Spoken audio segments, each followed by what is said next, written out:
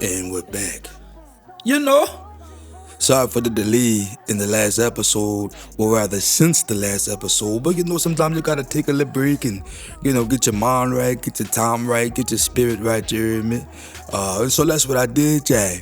But while doing so, I went back home and everyone seen me. No one really wanted to know like how I was able to beat generational curses or break these things that my family and relatives are still afflicted by. They didn't want to know how I was able to beat the 9 to 5 rat race or having to get up and work for somebody every day. What they wanted to know, both men and women, was how do you have this many wives? And some of the men, rightly so, wanted to know how do you bring in another wife or another woman? So before we get into that, let's roll the intro. Up with the stick, yeah. She said she wanna be up on my team, but she can't love me, yeah. Really, she don't want a man, she want a gummy bear. Now, first off, let me say this. What you gotta understand is that there are many people, both men and women, having multiple partners. Truth be told, it ain't nothing new. I mean, we've been doing that for decades, eons even. What is new is it coming to the forefront and becoming somewhat of a normality, which would have been considered an abnormality in the community. We grew up with just knowing that, hey, your daddy got this girl on the side of town, and when he called that weed, that's who he with. The women back then wasn't no more faithful than they are today. They just, when they skipped town, they caught their bus ticket. They met their little hookup or their little outside tender at the diner in a different city where they didn't have relatives at, so you didn't bring it back home. But they always were operating like that, both man and woman. But you see, like one of the things that we do when you come into the truth is you operate in the spirit of truth. You can't be alpha unless you're a worshiper of the Most High. And we're told in the book of John that the worshiper of Yah must worship him in spirit and in truth. So I'm living out that. I don't gotta hide from nobody. I don't have to deceive no one. When you calling yourself alpha and you're leading with that, like I'm gonna tell you right now, you're leading out the wrong trail, yeah. But again, we've been doing this. Now for us, if you're asking a man who's in a biblical principle mind frame and you want to know how to bring in a second wife, biblically, the short answer, you don't know. They don't tell us. If you really want to be biblical, just bring the woman home. You got woman A there. I'm going to use letters because here I don't do numbers because we like to associate numbers with rank and priority because that's how America has messed us up. We think that because this woman has been with you longer, never mind what y'all been through and what she may have put you through, we just ascribe seniority with value. And that don't mean nothing because you could have had a lazy employee for 10 plus years. Is she more worth or has more value than a woman coming in for a month who been proving herself day in, day out? Ask yourself. So the first thing I do is I eliminate that foul and ranking system because it's built off BS. It's really built off the backs of a woman and the mind frame of a woman. You understand? A wife is a wife is a wife. And the only time her status needs to be changed or augmented is when you deem it to be so. But if I make this woman a wife today, and she comes into my home with the wife of yesterday, tomorrow they both gonna be wives. If you were able to be honored and bestowed the title, which I'm gonna be honest with you, most women do not deserve, but if you were able to bestow that honor upon her, then it's an honorary thing. You are now one of us, or one of them, let me see. You have what they have. You have access to what they have access to. You can roll over 3 a.m. in the morning and say, hey husband, I need to get it off. Or I need some prayer. Or can you just play with it? I'm burning right now. Okay, yeah. You can see at 4 in the morning, husband, I want to go for a walk. I need you. I'm there. These are just some of the benefits of having a husband. They're providing and protection. I'm not providing and protecting nothing that isn't mine. If I see a woman walking down the street and she with her man and she getting beat, I don't know what's going on. I'ma keep walking. That's not my responsibility. My responsibility is for my unit and my children. I step in the middle of that, I get killed, and they still go and waltz off into the sunset. My responsibility is to what belongs to me. If you do not belong to me, I ain't got nothing with you indeed. You know that trip part is when I get to talking to these men and they get to telling me their situation about the woman they have at the house now and the woman they want to bring in. With the woman they have at the house, they almost immediately go to telling me how good of a woman she is. And it never made sense to me.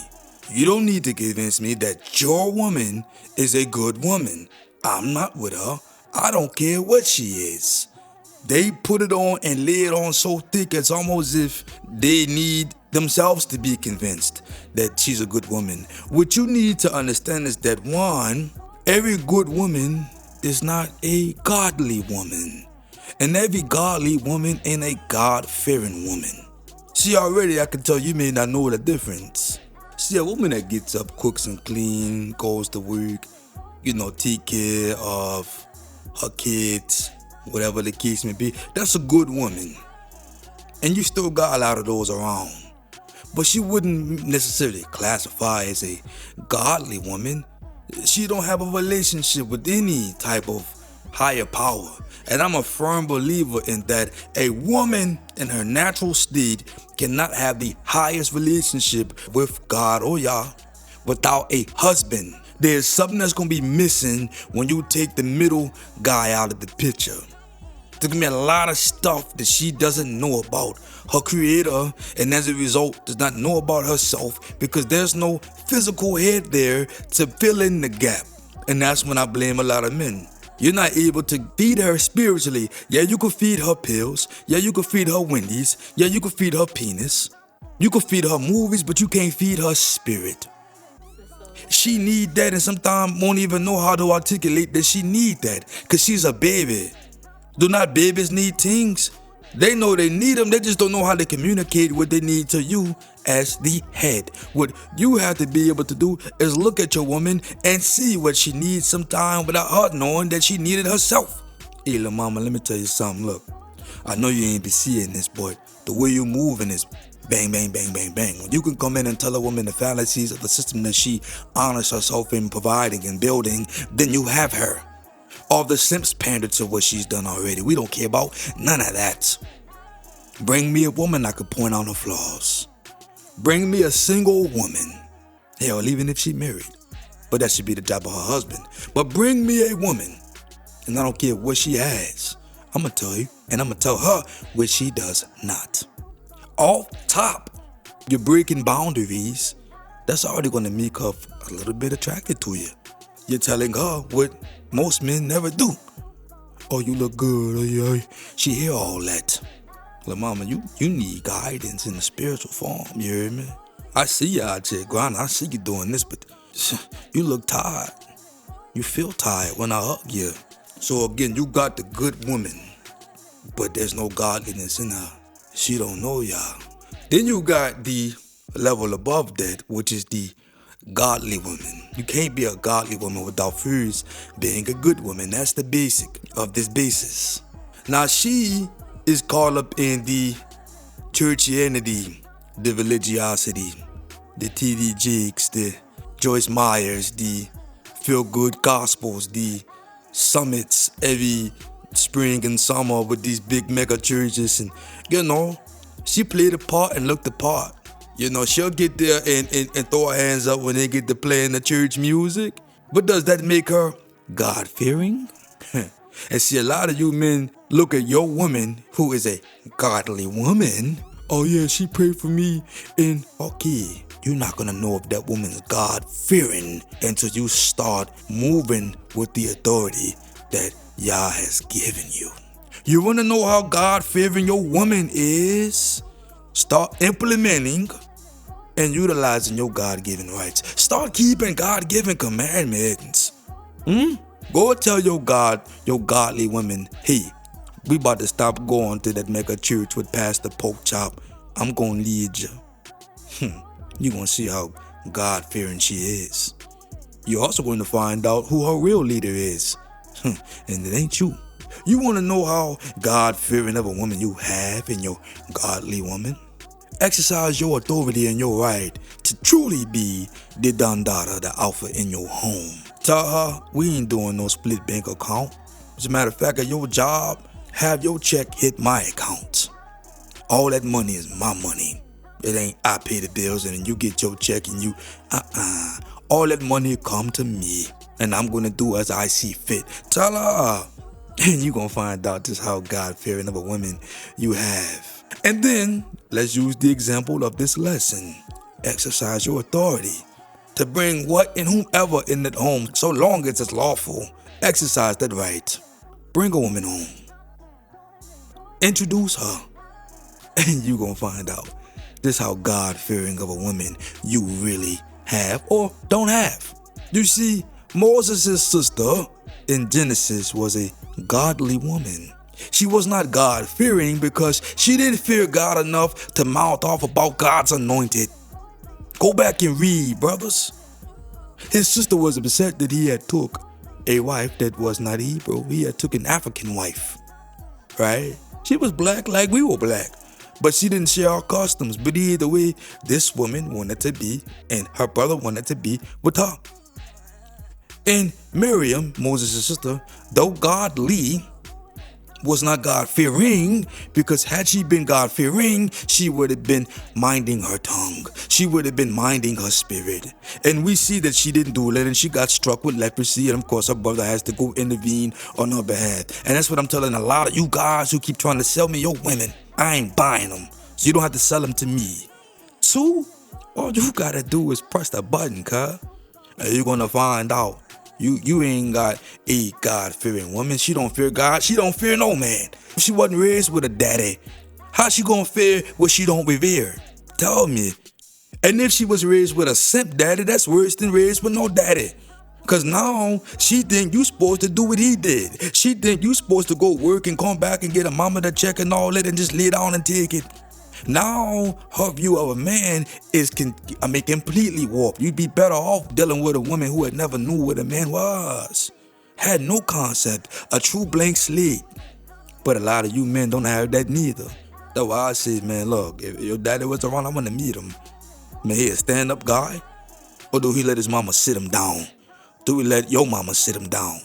Cause he ain't going for it. That's the difference between a good woman, a godly woman, and a God-fearing woman. Now you gotta ask yourself, brothers, if you do have a woman, which one is she? Be honest. This is gonna let you know if you can really navigate those waters and to bring in another woman into your situation. This is the second point. How you start is how you're gonna finish. I tell some guys, like, listen, dog, if you started with letting this woman believe that you were monogamous, it's almost gonna be impossible to get out of that mind frame. I'm not lying to you. When I got with my wife and there was no other women, I let her know off the top, hey, little baby, I'm not a monogamous man. Now, it was a little, probably almost 2 years before I brought on another woman. And even with me telling her and reminding her, I'm not a monogamous man, she, like most women, will hear what she wants to and make her own reality, just like women don't lie, they make truths. And allowed herself to believe that this guy's monogamous because he's doing it successfully. But I was not. So you know what happened? When it came time for me to exercise what I told her one day I may do? Oh man, look, she hardwired, malfunctioned. I mean, bugged out. Bugged out. And this is from a woman who knew. You ask my wife today, she'll tell you, yeah, he told me that. But see, that's the justification for a woman, I told you. Ain't no but, sweetheart. You don't lie about your age to get on this ride. You don't lie about your height to get on this ride. And then when the ride extends heights that you're no longer comfortable with, you yell it down to the conductor to stop. It don't work like that. It does not. And I'm not going to alter my ride to fit you. Because you're coming into my life, buying into the process of my progress, not the other way around. You understand? But even from a woman who knew, she still bugged out. So if you think your woman not gonna bug out, has your woman ever heard you smashing another woman? Now, don't give me the BS about she seen this and she know. Has she heard it? I'm talking about in the same room, in the same bed. That does something to a woman if she ain't ready for that. And most women ain't. Though they've spent their entire lives almost being a side piece. They've spent their entire lives being the other woman or having another woman, right? When it's done in that manner, they don't know how to deal. They ain't built like that. They were not raised like that. She gonna come kicking through that door, and like I told you, you're gonna see how just un-God-fearing your so-called great woman is. Press that button, dog. But I'm gonna tell you like this here, results vary. Now, I don't believe in the police, but it may get a little wicked. You know what I'm saying? It may get a little crazy. And that's what I'm telling you. If your woman is that woman I'm describing, then you may not even want to bring yourself through that situation. If you already see the red flags and you can see the revelries when you out talking to whomever, have you even spoke to another woman that you were possibly interested in front of your current woman? Like, and some of y'all men be deluded thinking that you can warm her up. I'm getting her used to the idea. Let me tell you something, Kyle. Let me tell you something. Ain't nothing gonna get her used to that. If she been the only woman in that house, she the only vagina in that house. In her mind, she king dingaling. And when you bring another woman in there, you're gonna see that she thinks she owns that home. Cause she ain't God-fearing enough to know this is my head. I need to be submissive to my husband, like the word says. She thinks that she's alpha, just a pseudo alpha. And that you are just there by title. You don't really have no power. See, these women can't let you lead. They can't allow you to lead. When a woman says, well, if I had a man to submit, I can let him lead. I can allow him to lead. No, you can't, because you can't let me do anything, little baby. I'm created to do that. I'm going to do it with or without you. I'm going to do it whether you let me or not. You cannot give me a right to do something my father has already endowed me to do. But this is the lunacy in a woman today, and then the men believe it. Because you probably been raised by a woman, cuz.